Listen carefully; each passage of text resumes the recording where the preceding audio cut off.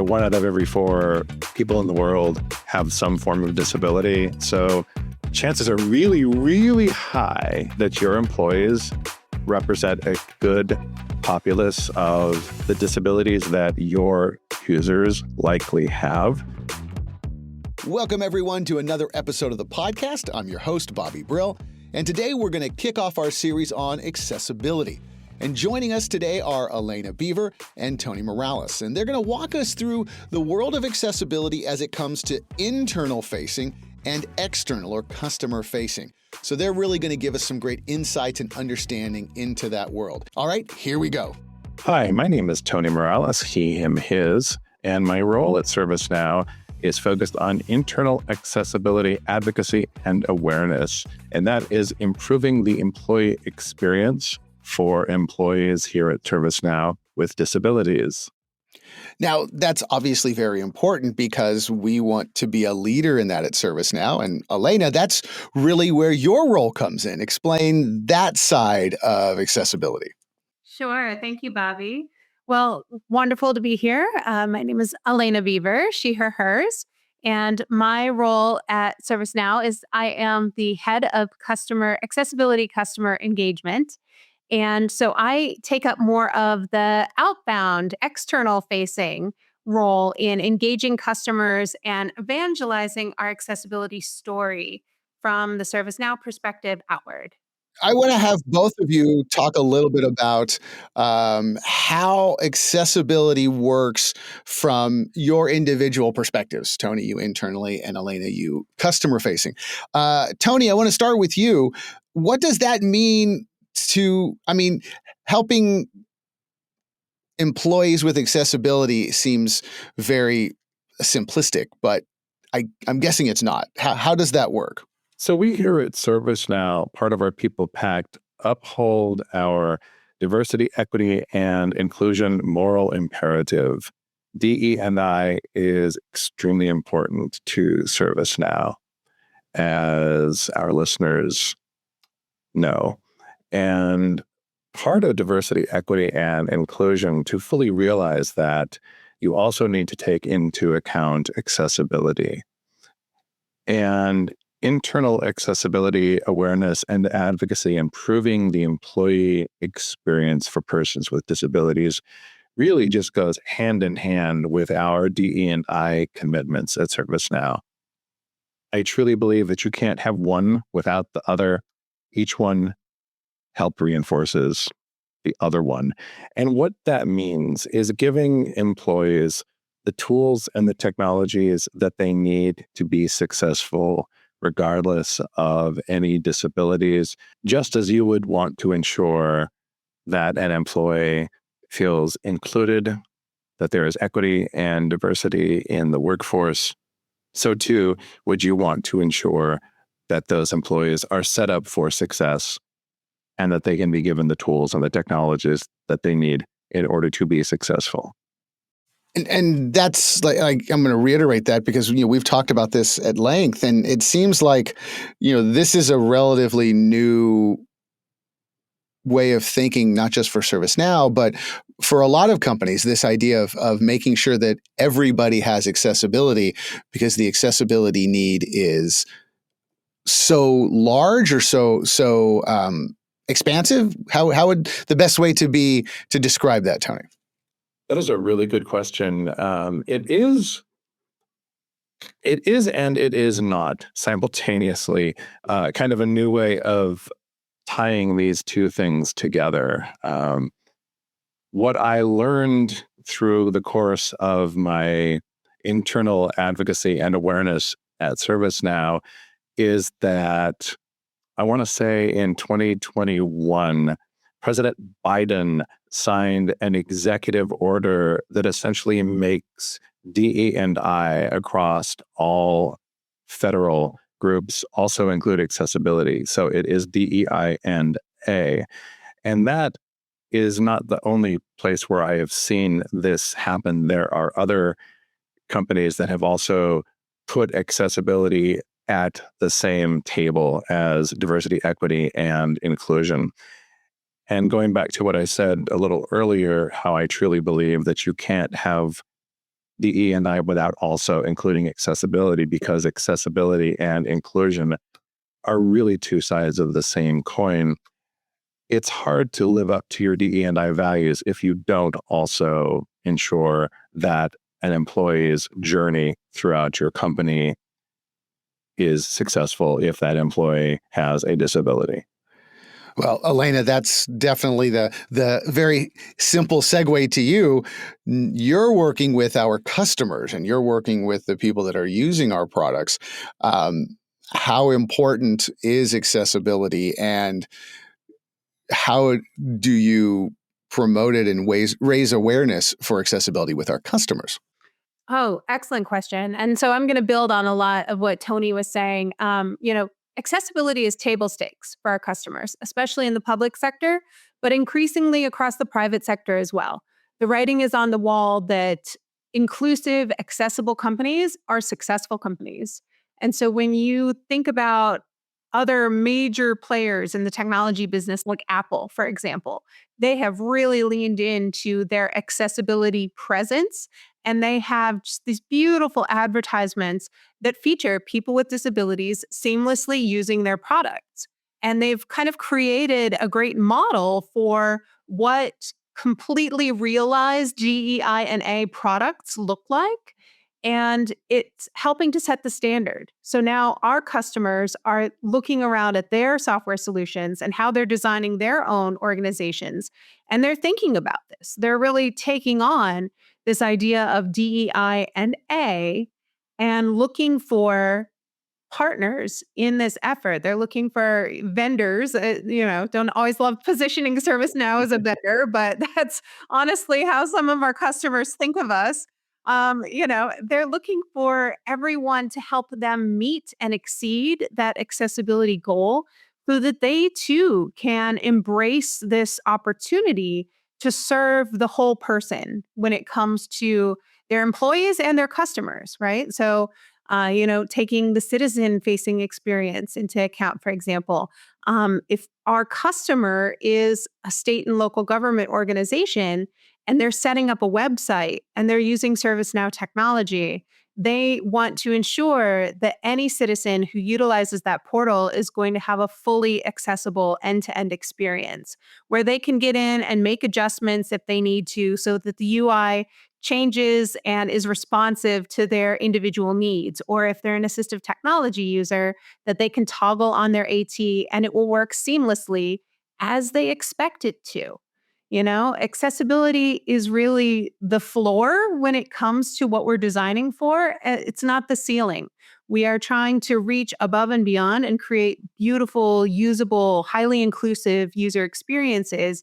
And so when we sell that and we ensure that our out of the box software is accessible, our customers can have that as a piece of reassurance that they are now part of this larger story, this larger promise of equity and inclusion that we get to deliver around the world and make things better for all people.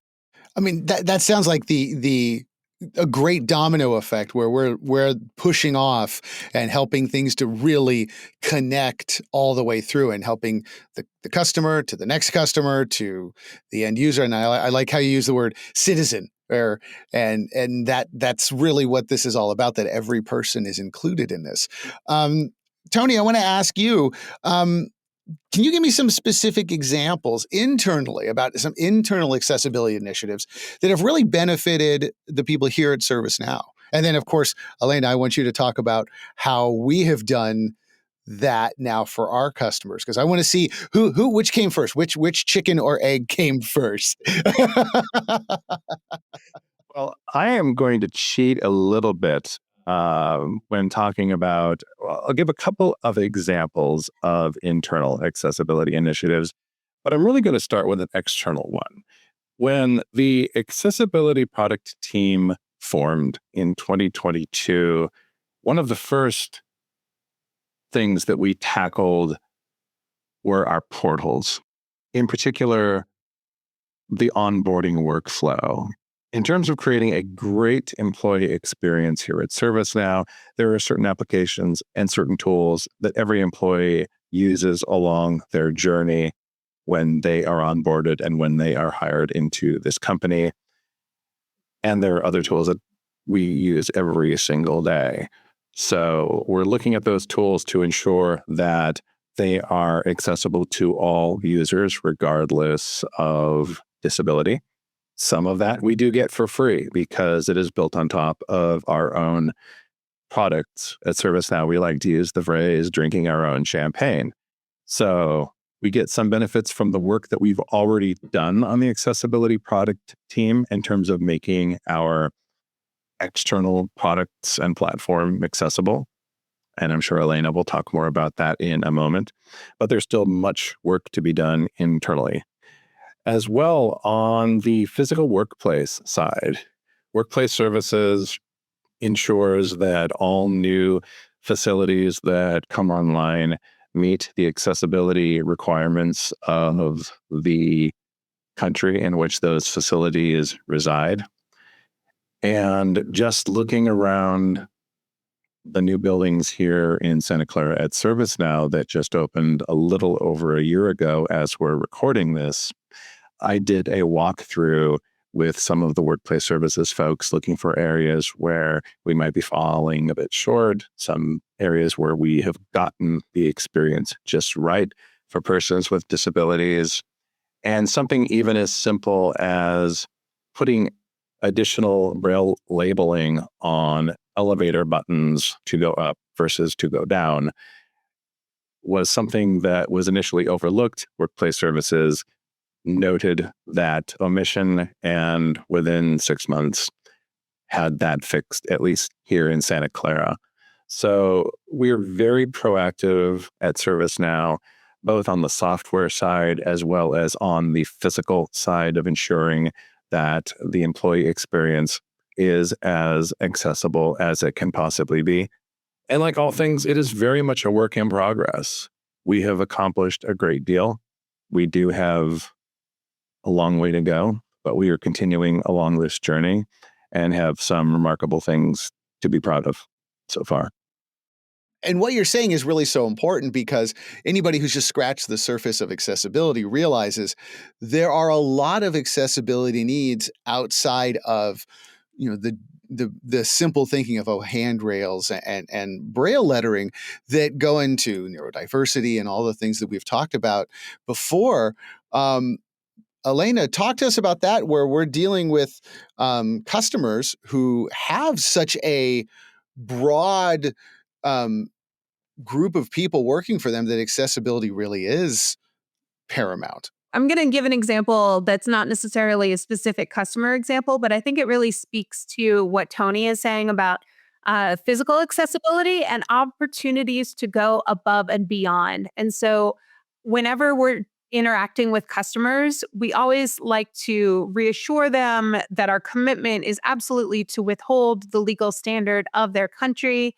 And for the most part, all of those ladder up to the international set of guidelines, Web Content Accessibility Guidelines, also pronounced WCAG 2.1 AA, very soon to become 2.2 internationally as these pieces of legislation adapt and advance to embrace the new standards.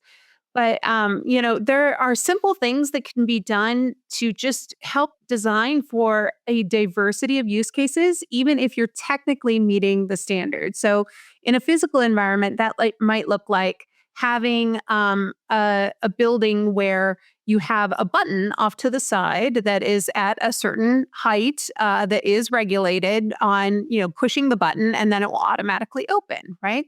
This is absolutely necessary for individuals who use wheelchairs, for example, but it can benefit a lot of different people, right?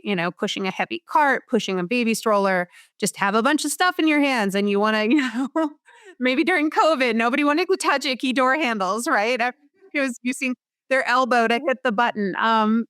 But I just saw an example recently of a public space that had proactively included a duplicate set of buttons that were actually lower and they were at floor level.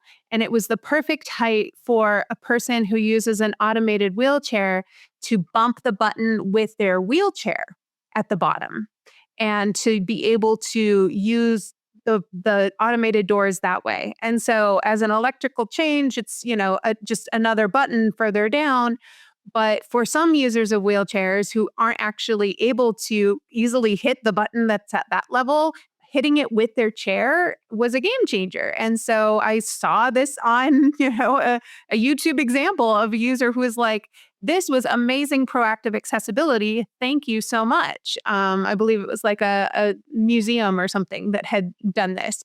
And so it's things like that, outside of the box thinking, ways that we can proactively be accessible that are such wins. And so I love hearing from our customers about the ways in which they are actually using our products because they come up with all kinds of use cases that we could never anticipate.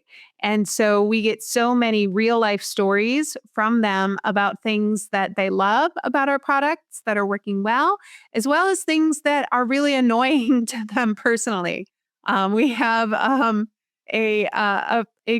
member of our PAC. So we have an accessibility product advisory council.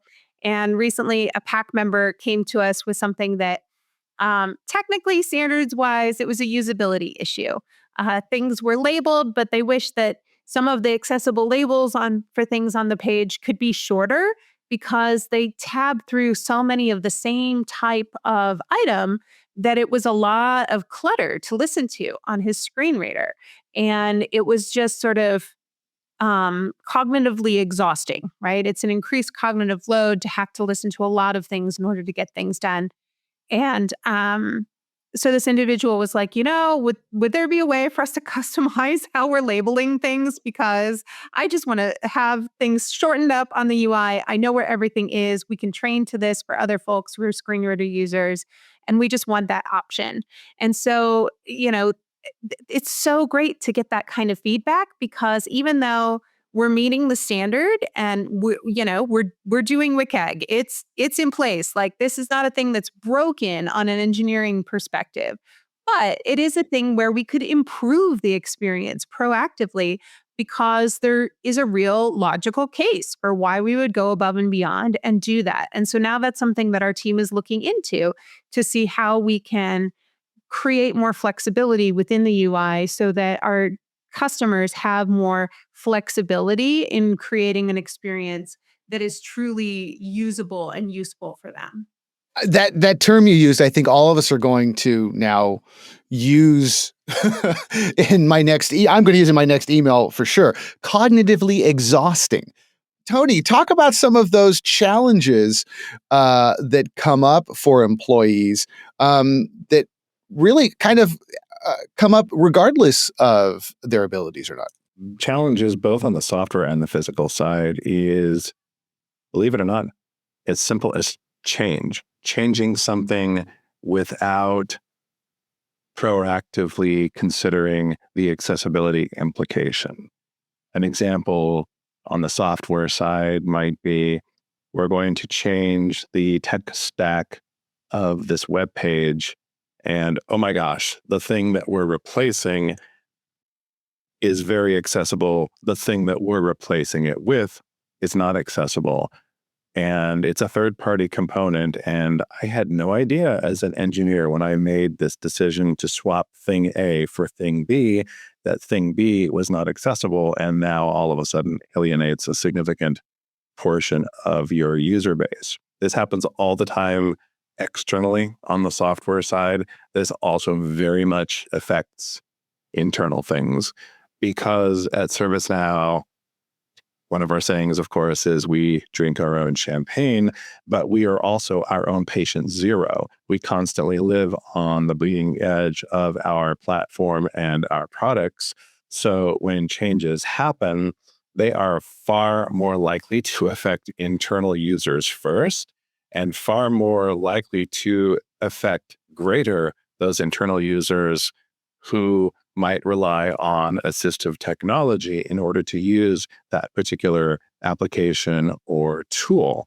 So one of the challenges, of course, is as tech evolves, accessibility needs to catch up, whether that's your internal components or whether that's some third-party component that you're borrowing out of a library, ensuring that you catch all of that stuff early. We talk a lot about shifting left on the accessibility products team for our own products, ensuring that designs are accessible as early as possible in our product development life cycle so that we can avoid this very thing. But it is still something that can happen on the software side if you swap in some third-party piece for another, and then you find out all of a sudden that, gosh, that thing we're using now is not accessible. On the physical side, a similar thing can happen just with any sort of change. If you change out signage or if you change out room numbers, is an interesting example that actually happened during the COVID pandemic. This really happened here at ServiceNow.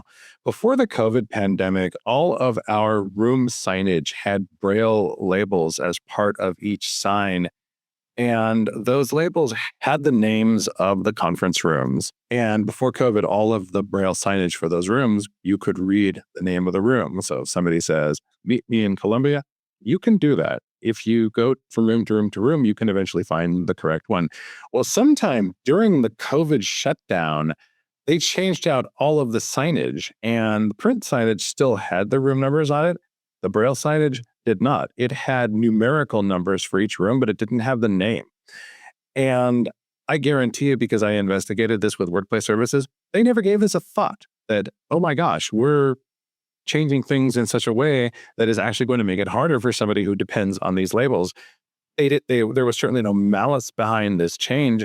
It's just a perfect example illustrated here of how, an inconsequential change to some might adversely affect persons with disabilities who depend on alternative presentations. As you say it, it took even me a second to go, well, why would I've never used Braille, but then when you start to realize and look at numbers that there is a large percentage of people that with all of this technology advancement who have accessibility issues are your coworkers. Alaina, how can businesses, based off of some of the stuff Tony has said, prioritize their customer accessibility? What advice would you give? Well, I think first of all, you need to just rip the Band-Aid off and make sure that you're putting it in all of your definitions of done. It needs to just become part of company policy.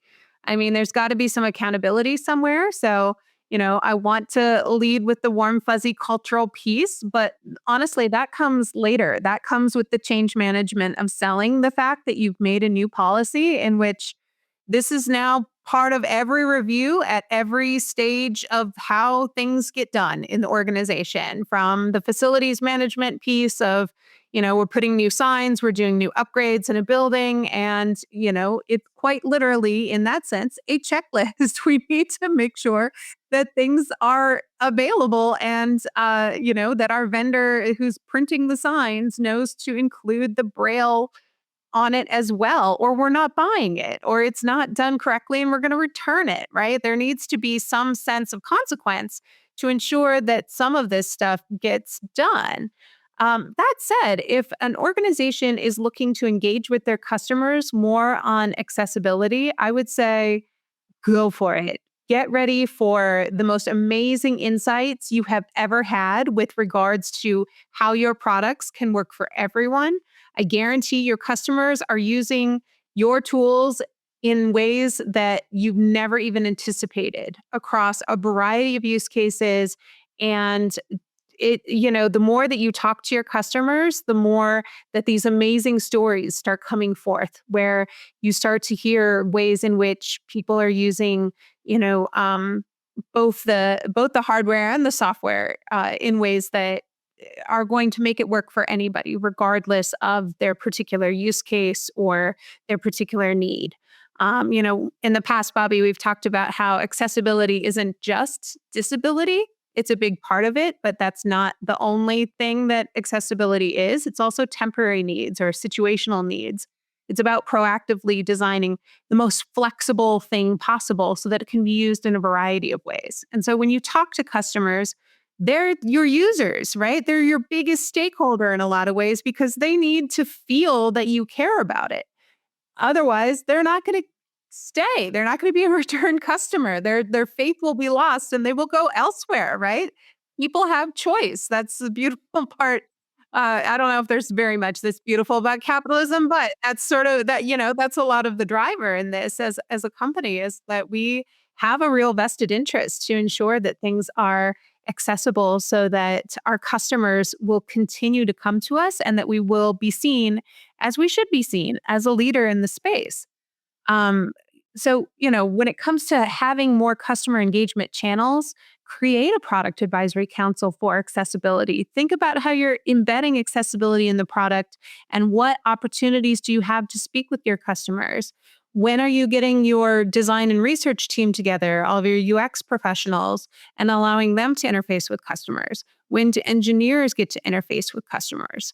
Have established processes for how you maintain a strong customer relationship end to end, both in sort of the front door initial experience, which is a lot of what I provide is, that welcoming face, evangelizing our story, creating personal connection, welcoming them in, giving them options for how they can participate with us, but then also making sure they get to the people in the organization that they want to speak to in order to solve their problem or have the impact that they're looking to have. So if they need a handoff to engineering, make sure that that handoff happens and that they're prepared to say, hey, customer, we value you. And let me set up a proactive set of meetings where I'm going to track your issue in a spreadsheet. We're going to create a resolution timeline and we're going to give you updates, whether you want them or not. Here they come. We're gonna hold your hand and walk you through the whole thing. The more that we do this and create these long-term relationships with customers, they just love it. They're just wild about it. People just ultimately, at the end of the day, people just want to feel heard. They want to feel like someone cares about their issue. And if it's an accessibility issue where they're blocked, then they really need to know that you hear them and that you care. And that's our number one priority is relaying that message and then backing it up with our actions. And that's, I think, something our team is exceptionally good at. There's one piece I'd like to add on to what Alaina just said, and that is tap your internal resources, aka your employees. ServiceNow has 9 employee belonging groups. Other companies refer to these sometimes as employee resource groups or ERGs. If you don't have an ERG or an employee belonging group for persons with disabilities, create one. Because as we've covered before on this podcast, there is, depending on whose stats you go to, according to the WHO, 1 out of every 4 people in the world have some form of disability. So chances are really, really high that your employees represent a good populace of the disabilities that your users likely have. So if you don't have a disability-related ERG, create one and then utilize that group, because those employees, those persons with disabilities will absolutely be there to tell you what's working and what's not working. So there you have it, a better understanding of the world of accessibility as it pertains to your employees as well as your customers. So if you're interested in learning more, please hit subscribe on whatever device you're listening to so you never miss an episode. And if you're interested in learning more about the ServiceNow platform, go to www.servicenow.com/docs for more information. I'm your host, Bobby Brill. Thanks for listening.